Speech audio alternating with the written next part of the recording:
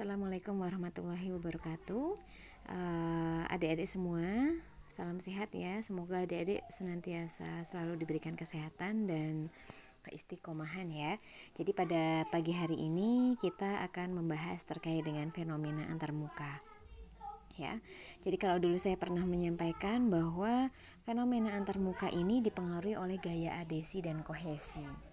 Nah, terjadinya fenomena antarmuka ini oleh karena ikatan kohesi antara senyawa-senyawa yang sejenis itu sangat besar dibandingkan dengan gaya adhesi antara ikatan senyawa yang satu dengan yang lainnya yang berbeda senyawa gitu ya.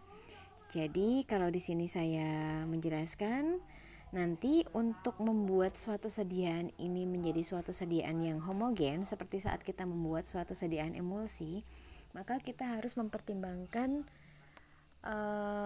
fenomena antarmuka keduanya, sehingga tegangan kedua permukaan antara zat cair yang dia larut ke minyak dengan zat cair yang larut ke dalam air itu menjadi kecil, sehingga antara senyawa cairan yang minyak itu bisa bercampur dengan cairan yang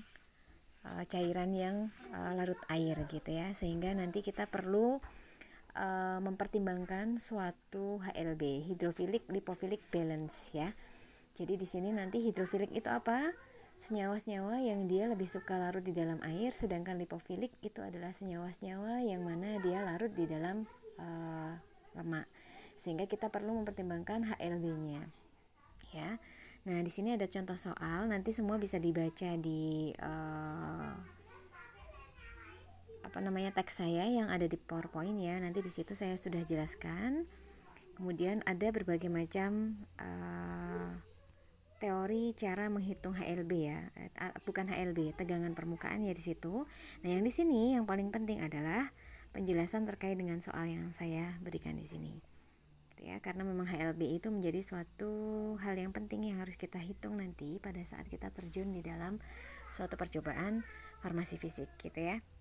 Nah, LB itu juga akan dipengaruhi oleh pemilihan jenis surfaktan. Nah, surfaktan bisa adik-adik baca juga bahwa surfaktan itu merupakan suatu senyawa amfifilik ya, yang mana dia bisa larut di dalam keduanya, baik itu yang nonpolar maupun yang polar, karena dia mempunyai kepala dan ekor yang dulu pernah saya sampaikan. Yang kepala dia itu larut ke dalam cairan yang polar, sedangkan yang ekornya dia lebih larut ke nonpolar. Kemudian di sini adik-adik, nah di sini sudah ada tabel ya, yang mana itu sudah diketahui surfaktannya jenisnya apa, kemudian nilai HLB-nya berapa.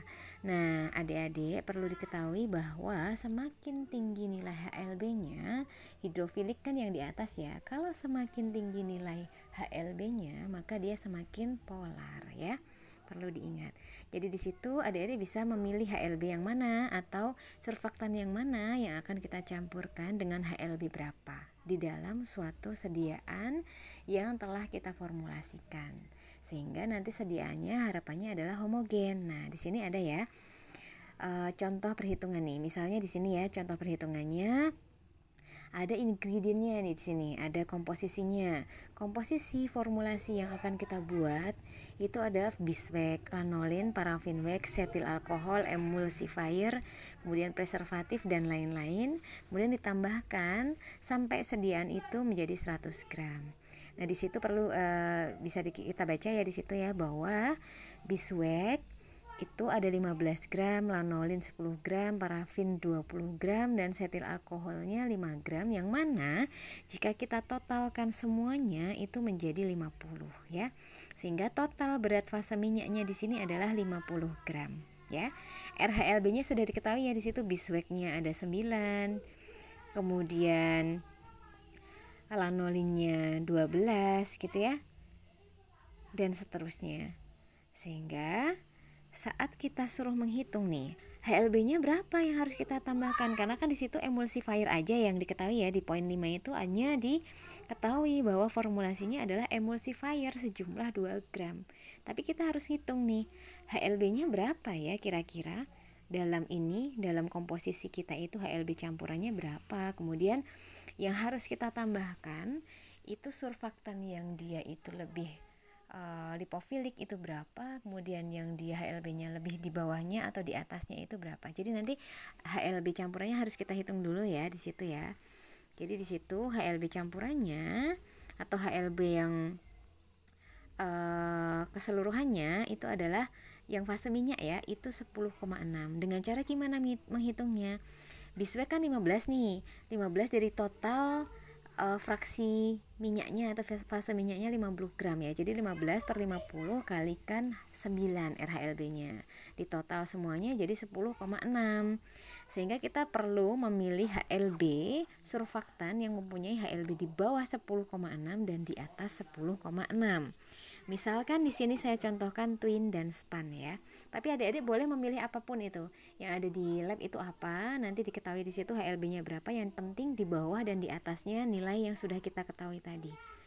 Gitu ya. Sehingga kita bisa menghitung di situ bahwa ternyata kita pilih misalnya twin 80 kemudian span 80. Ternyata HLB dari twin 80 itu adalah 15 dan span 80 itu 4,3. Nah, kita tinggal hitung aja persentase twinnya berapa ya gitu ya. RHLB keseluruhannya 10,6 dikurangi HLB yang rendah itu 4,3. HLB tingginya 15 dikurangi 4,3 berapa? Ketemu 0,59%. Nah, 0,59% tadi adalah persentase twinnya. 80 tadi persentase twin 80-nya. Nah, persentase ini kan 0,59% dari emulsifier yang 2 gram tadi. Sehingga kita bisa hitung 0,59 dari 2 gram itu berapa? 1,18. Sisanya adalah spannya yang harus kita tambahkan gitu ya. Itu contoh cara menghitung HLB. Semoga adik-adik bisa memahami. Wassalamualaikum warahmatullahi wabarakatuh.